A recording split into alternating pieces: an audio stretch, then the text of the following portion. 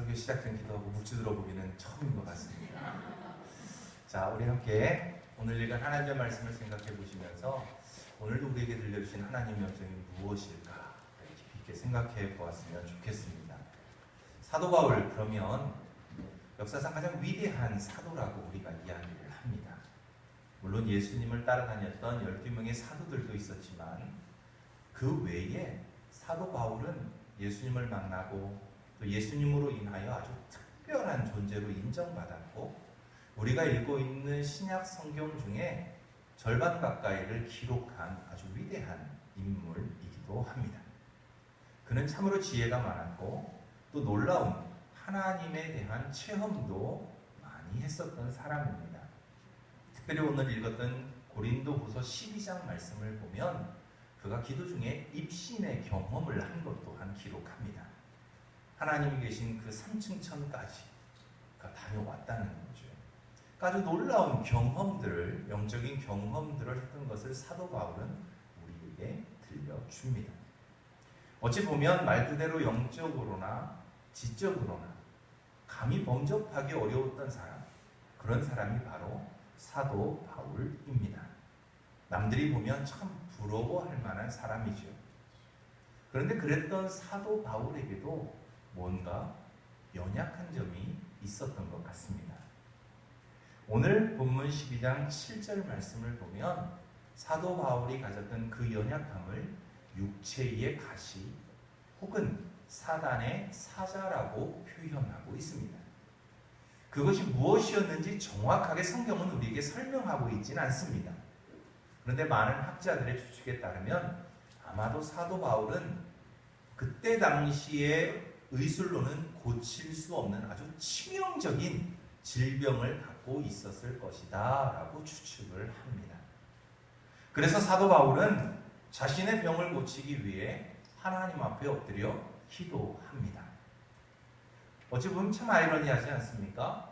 다른 사람에게 손을 얹고 기도하면 귀신도 물러가고 질병도 치유가 되었는데 바울 자신을 위해서 기도했지만 그것도 한 번 한 게 아니라 3번씩이나 기도했는데 여전히 바울은 육체의 가시를 짊어지고 있어야만 했습니다. 여기서 말하는 바울이 3번씩이나 하나님 앞에 간절히 기도했다라고 하는 이 표현을 유대식으로 다시 재해석해서 표현한다면 보통 유대인들은 내가 어떤 기도 제목을 놓고 한번 나와서 기도하고 그걸 간절히 기도했다 이렇게 표현하지 않습니다.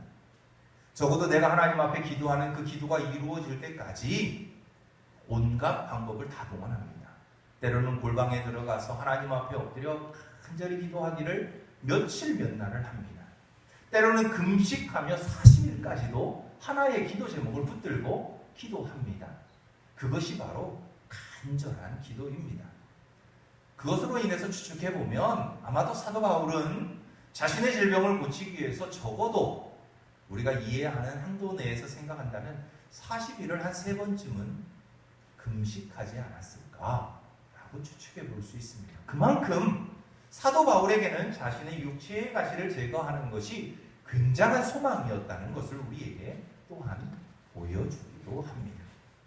여러분들에게 한번 물어보죠. 여러분들은 어떤 육체의 가시 혹은 여러분들의 삶의 가시를 짊어지고 계십니까? 아니 사도 바울처럼 정말 간절하게 40일을 금식하며 하나님 이것만큼은 반드시 해결해 주셔야 합니다 할 수 있는 기도의 제목을 갖고 계십니까? 글쎄요. 우리의 인생 가운데 아마도 그런 기도의 제목을 한두 개씩은 다 갖고 계시리라 생각합니다. 그런데 더 놀라운 것은 바울이 이토록 열심히 기도했음에도 불구하고 하나님은 바울의 기도에 응답하시지 않는다는 것입니다. 아니, 하나님께서는 바울의 기대대로 응답하지 않으신다는 것입니다. 오히려 하나님께서는 바울에게 나타나셔서 바울에게 이렇게 말씀하십니다. 내 은혜가 내게 족하다. 이게 도대체 무슨 말이죠? 하나님에게 질병을 고쳐달라고 열심히 기도하는데 하나님은 나타나셔서 내 은혜가 내게 족하다. 뭔가 바울의 기도와 하나님의 대답 간에는 서로 맞지 않는 것 같습니다. 아니, 우리가 상식적으로 생각하면 하나님이 이렇게 기도하면 이렇게 응답해 주셔야죠 라고 했으면 하나님이 나타나셔서 그래, 내가 내 기도를 들었다, 내가 내게 이렇게 응답해 주면 이렇게 설명하시면 좋겠는데 하나님은 상식적인 대답을 하지 않으십니다. 그 일에서 우리는 한 가지를 깨달을 수 있죠. 하나님은 우리 인간의 상식을 초월하는 분이라는 거죠. 그래서 믿음 또한 우리의 상식을 초월해야만 한다는 것을 우리는 보게 됩니다. 만약에 하나님이 바울의 기도대로 응답하셔서 그를 고쳐주셨다면 어떤 일이 일어났을까요? 아마도 바울은 하나님께서 자신을 고쳐주셨기에 더 열심히 전도하지 않았을까요? 하나님이 맡겨주신 그 사도의 직분을 더욱더 잘 감당하지 않았을까요? 그런데 바울은 그렇게 말하지 않습니다. 아니, 하나님 또한 바울에게 그렇게 말씀하지 않으십니다. 오히려 하나님은 네가 교만하지 않도록, 아니 네가 사도의 직분을 더 능력 있게 잘 감당할 수 있도록 나는 내 육체의 가시를 그냥 둘 것이다 라고 말합니다. 그리고 바울은 하나님의 그 음성에 그대로 응답하지요. 그것이 바로 오늘 우리가 읽은 12장 10절의 말씀입니다. 그토록 열심히 자신의 육체의 가시를 제거하기 위해서 기도했던 바울이 하나님의 응답을 받고 난 이후에 제가 하나님에 대한 오해와, 아니 제가 소원했던 그 모든 일들에 대한 것들을 이제부터 바꾸겠습니다 라고 하는 결단의 고백이 바로 오늘 우리가 읽었던 말씀인 것이죠. 그 말씀 속에서 우리는 이 땅을 살아가며 우리 또한 어떻게 하나님 앞에서 살아갈 것인지를 배우게 됩니다. 왜냐하면 우리 인생 가운데도 바울처럼 우리의 삶 가운데 여러 가지 연약하게 만들어내는, 우리를 연약하게 하는 가시들이 존재하기 때문입니다. 때로는 어떤 이들은 질병으로 인해 고통받습니다. 질병 때문에 하나님을 잘 믿고 싶지만 믿지 못한다고 하는 분들 참 많습니다. 어떤 분들은 사업상의 문제 때문에 신앙생활하기 참 어렵다고 하는 분들도 있습니다.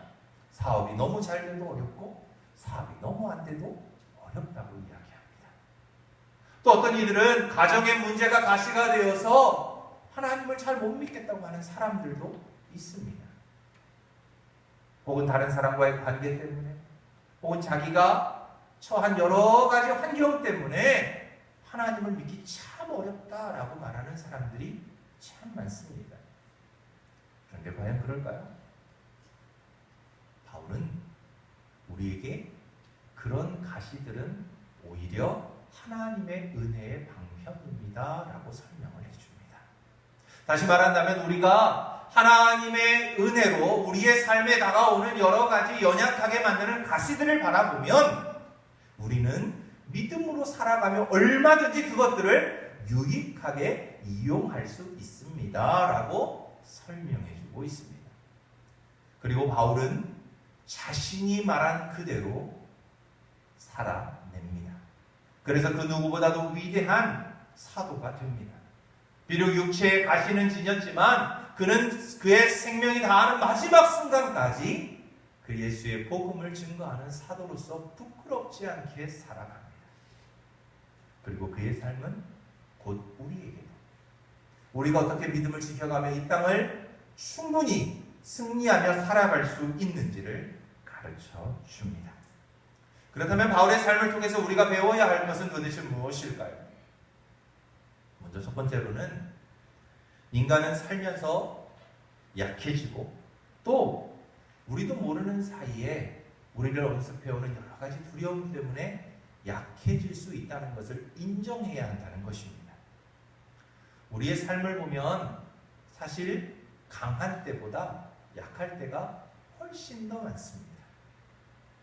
건강한 사람도 하루아침에 병으로 쓰러지기도 하고 모든 일에 적극적이고 자신만만했던 사람들이 약해져서 조그마한 일도 감당하지 못하는 경우를 참 많이 만나게 됩니다. 우등생도 낙제를 할 수 있고 앞서 나가던 사람이 넘어져서 오히려 가장 뒤처질 수도 있습니다. 그럴 사람이 아닌데 오랜만에 우연히 만나면 좌절과 실망으로 심신이 극도로 초췌해지고 피폐해진 사람들을 또한 우리는 만나곤 합니다. 그토록 밝고 행복하게 보였던 사람도 한순간에 정신도 육체도 모두 약해져서 비참하게 살아가는 인생도 우리는 보게 됩니다. 그러므로 우리 이 땅을 살아가는, 아니 하나님의 백성으로 부름을 받아서 이 땅을 살아가는 우리들도 언제든지 그럴 수 있다라는 것을 우리는 인정할 수 있어야 합니다. 교회 오시면 다들 굉장히 행복해 보이십니다. 한번 서로의 얼굴을 보세요. 행복하지 않은 분 계신가요? 예, 주님의 전에 나왔는데 행복하지 않으면 그것도 이상하지요. 그런데 그 행복한 모습 내면에, 그 뒷면에 어떤 이들은 가정의 문제로, 어떤 이들은 직장의 문제로, 어떤 이들은 자녀의 문제로, 어떤 이들은 개인적인 문제로 다들 쓰린 상처들을 안고 있잖아요. 그러면서도 우리는 뭘 하죠? 그 아픔들을 잘 인정하려고 하지 않습니다. 예수를 믿기에 나는 그럼 안 돼 라고 생각을 해버리는 거죠.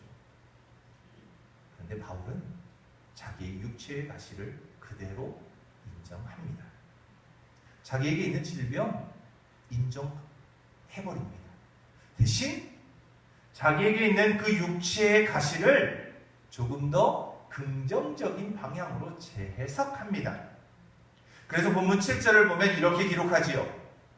여러 계시를 받은 것이 지극히 크므로 너무 자만하지 않게 하시려고 내 육체의 가시 곧 사탄의 사자를 주셨으니 이는 나를 쳐서 너무 자만하지 않게 하려 하십니다.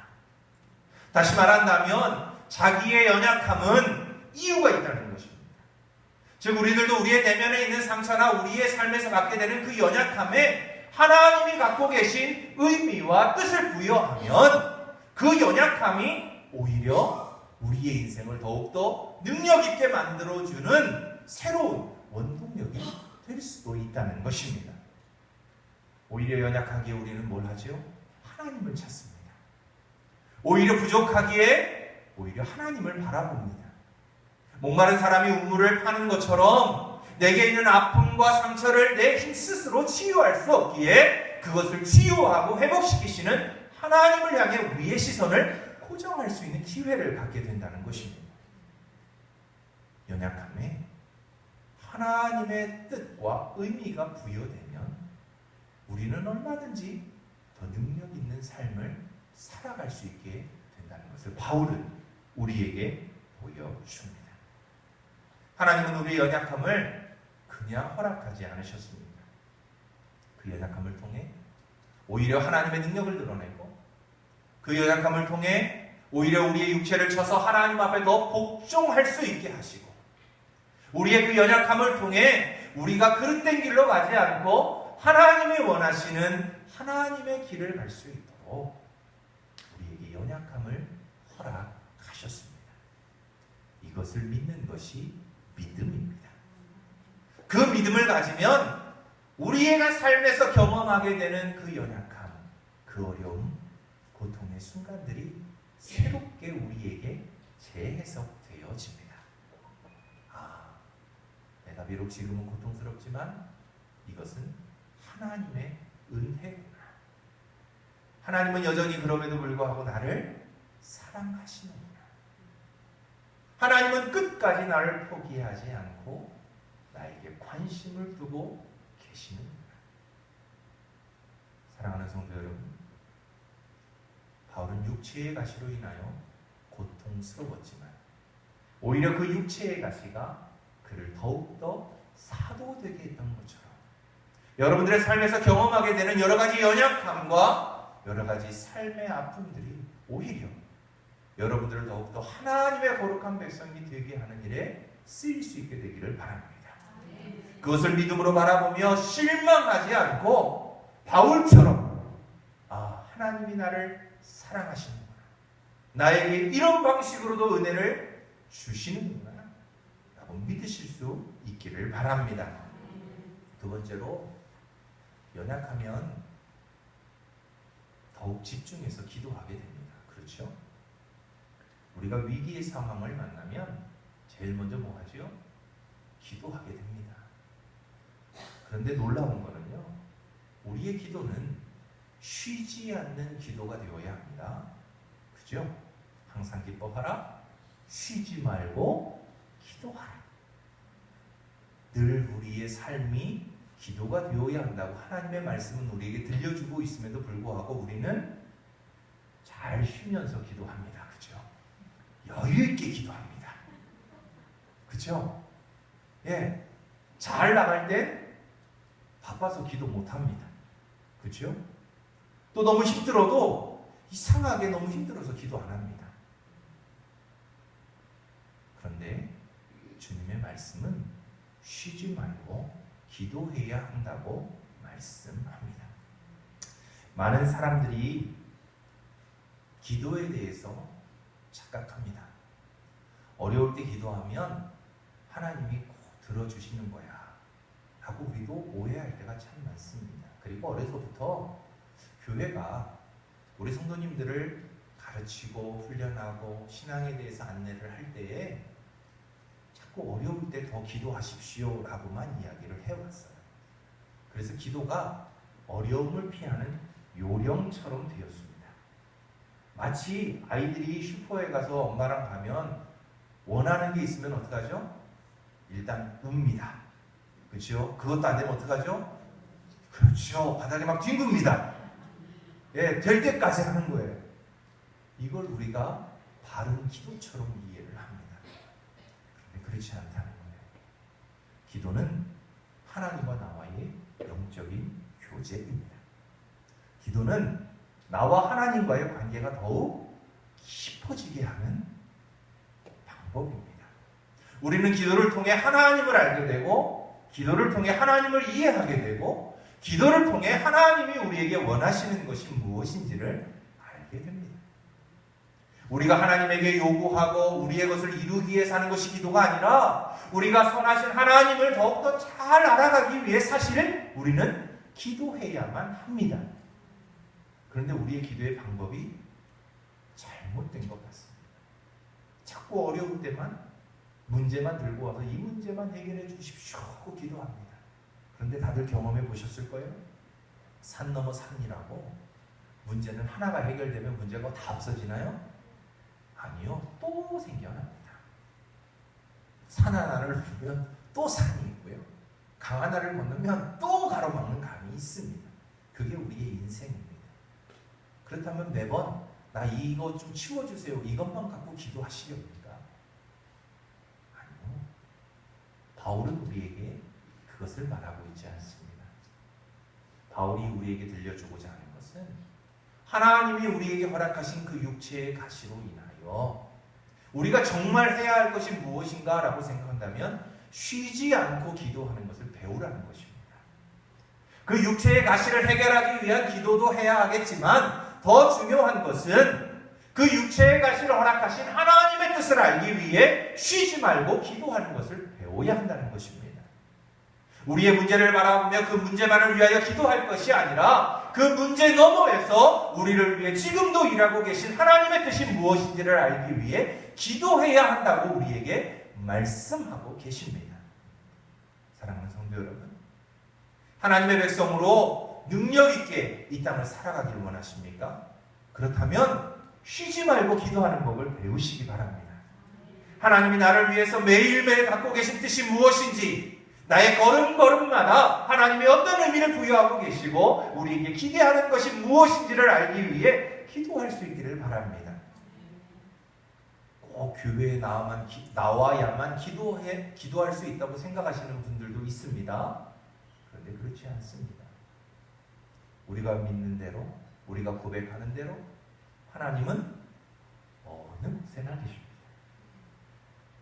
내가 있는 그 집에도, 내가 일하는 그 일터에도, 아니 내가 길을 걸어가고 있는 그 길에도 하나님은 우리와 함께 하십니다. 그렇다면 우리가 머물고 있는 그 자리 어느 곳에서나 우리는 뭘 할 수 있는 거죠? 기도할 수 있는 겁니다. 그 순간순간마다 나를 위해서 갖고 계신 하나님의 계획과 뜻이 무엇인지 우리는 기도하면 알 수 있고 배울 수 있습니다. 하나님 앞에 쉬지 않고 하는 기도를 통해서 하나님을 더욱 깊이 있게 이해하면 우리 육체의 가시, 아니 우리 인생의 가시와도 같은 것들은 얼마든지 우리는 이겨낼 수 있습니다. 왜냐하면 그 육체의 가시를 주신 분도 하나님이시고 그것을 치우실 분도 하나님이시기 때문에 그렇습니다. 우리가 하나님과의 관계가 깊어지면 깊어질수록 우리의 삶에 있는 그 모든 연약함, 그 아픔, 그 상처들이 오히려 우리로 하여금 더욱더 하나님을 신뢰하고 우리로 하여금 더욱더 하나님을 의지하고 우리로 하여금 더욱더 하나님의 뜻대로 살아가게 하는 귀한 하나님의 도움이 되는 것을 우리는 경험하게 될 것입니다. 사랑하는 성도 여러분, 쉬지 말고 기도하시기 바랍니다. 여러분들이 머무는 곳, 그 어느 곳에서나 하나님과 깊이 있는 교제를 나누실 수 있기를 바랍니다. 마지막으로 우리가 약한 그 때가 곧 참으로 강해지는 때인 것을 우리는 알아야 합니다. 우리의 연약함은 하나님의 능력이 나타나게 되는 계기가 됩니다. 혹시 그런 경험 해보셨는지 모르겠습니다. 저는 어릴 때 저희 동네에 저보다 나이가 1살 많은 쌍둥이가 있었습니다. 그런데 이 쌍둥이 성격이 좀 괴팍해요. 제가 지나가면 저를 굉장히 괴롭히는 거예요. 제 쌍둥이만 보면 저는 어떻게 하냐면 도망가야 합니다. 안 그러면 여러 가지 괴롭힘을 당하게 되는 거예요. 그런데 제가 도망가지 않고 당당하게 갈 때가 있습니다. 언제인지 아십니까? 제 뒤에 저희 형님이 계실 때예요. 네, 저보다 4살 많은 저희 형님이 딱 나타나면 쌍둥이가 도망갑니다. 네, 이런 거예요. 나는 연약해서 아무것도 할 수 없는 그때 사실은 하나님이 우리의 그 연약함 위에 임재하셔서 당신의 능력으로 그 연약함을 감싸주시고 우리가 하지 못하는 그것들을 하나님께서 직접 당신의 손으로 당신의 능력으로 행하신다는 거예요. 그래서 바울은 그대로 고백합니다. 내가 약할 그때가 곧 강합니다. 그렇습니다. 내가 말로 할 수 없는 그때에 성령 하나님이 나타나셔서 사람들의 마음을 바꾸시고 예수 그리스도를 주라 고백하게 할 수 있는 것처럼 우리의 삶의 자리에서도 내가 할 수 없는 그때에 하나님이 임재하셔서 우리의 힘과 능력으로 할 수 없는 그 모든 일들을 친히 행해 주시기에 오히려 연약한 그때가 가장 강할 때가 된다는 것입니다. 어찌 보면 역설적인 진리이지만 이 진리가 곧 하나님의 백성이 살아가는 우리의 삶의 현실이라는 것입니다. 사랑하는 성도 여러분, 우리 인생을 살다 보면 우리도 모르게 홀로 걸어가고 있는 우리 자신을 발견할 때가 참 많습니다. 가족도 있고 남편도 있고 아내도 있고 친구도 있고 다 있지만 어느 순간 문득 돌아보면 우리는 다 홀로 서 있는 것을 경험하게 됩니다. 그럴 때 아십니까? 홀로 있다고 우리가 생각하는 그 순간에도 하나님은 결코 우리를 버리지 않고 우리 곁에 함께 하신다는 겁니다. 그렇기 때문에 그 외롭고 어렵고 고독한 그 순간에 하나님께서는 오히려 우리를 그 사랑의 손으로 덮으시고 위로의 손길로 덮으시고 우리로 다시금 일어서서 세상을 살아갈 수 있는 힘과 능력을 주신다는 겁니다. 그런데 이 힘과 능력은 거저 얻어지진 않는 것 같습니다. 이 힘과 능력은 하나님을 향한 우리의 믿음에 근거하기 때문입니다. 우리는 착각하며 삽니다. 우리가 하나님을 딱 붙들고 있다고 생각합니다. 다들 그러시죠? 정말이에요. 우리가 하나님을 붙드는 것이 아니라 하나님이 우리를 붙들고 계십니다. 우리는 자꾸 하나님에게서 손을 빼려고 노력하는 거고요. 하나님은 그걸 놓치지 않기 위해서 우리를 꼭 붙들고 계십니다. 그것을 믿는 것이 믿음입니다. 그래서 우리가 홀로 있다고 생각하는 그 순간에도 나 혼자 있는 것이 아니라 이곳에 나를 붙드시고 나를 돕고 계시는 하나님이 함께 계신다라고 하는 그 믿음을 갖고 있으면 우리는 결코 세상에 홀로 있는 순간이 단 한순간도 없게 됩니다. 오히려 우리가 연약하고 가장 비참하고 가장 힘든 그 순간에도 하나님이 나와 함께 하시기에 얼마든지 우리는 하나님으로부터 능력을 입을 수 있고 그 외로움을 넉넉히 이겨나갈 수도 있고 우리에게 닥쳐오는 위기를 얼마든지 극복해 갈 수 있습니다. 왜냐하면 하나님이 함께 하시기 때문에 그렇습니다. 오늘 바울의 고백이 우리의 삶의 고백이 될 수 있기를 바랍니다. 다 함께 10절 말씀 다시 한번 읽어보시겠습니다. 그러므로 내가 그리스도를 위하여 약한 것들과 능욕과 궁핍과 박해와 곤고를 기뻐하노니 이는 내가 약한 그때에 강함이라. 아멘. 사람에게는 누구나 어려움이 있습니다. 그러나 그 어려움을 어떻게 극복하느냐에 따라 우리 인생의 깊이와 성공, 실패가 달라집니다. 어려울수록 힘겨울수록 하나님의 은혜의 방편으로 그 모든 어려움들을 재해석해낼 수 있는 믿음의 사람들이 되시기 바랍니다. 연약함을 오히려 강력한 능력으로 바꾸어서 우리의 삶에 임재하시는 하나님을 늘 믿음으로 고백할 수 있는 성도님들이 되시기 바랍니다. 그 하나님께 쉬지 않고 기도하는 하나님과의 깊이 있는 교제를 나누어가는 믿음의 성도들이 다 되실 수 있기를 바랍니다. 그래서 이 한 주간도 하나님을 바라보며 믿음으로 우리에게 닥쳐오는 모든 어려움을 이겨내고 승리하는 우리 사랑하는 성도님들이 다 되시길 주님의 이름으로 축원합니다. 우리 함께 기도하겠습니다. 하나님 감사합니다.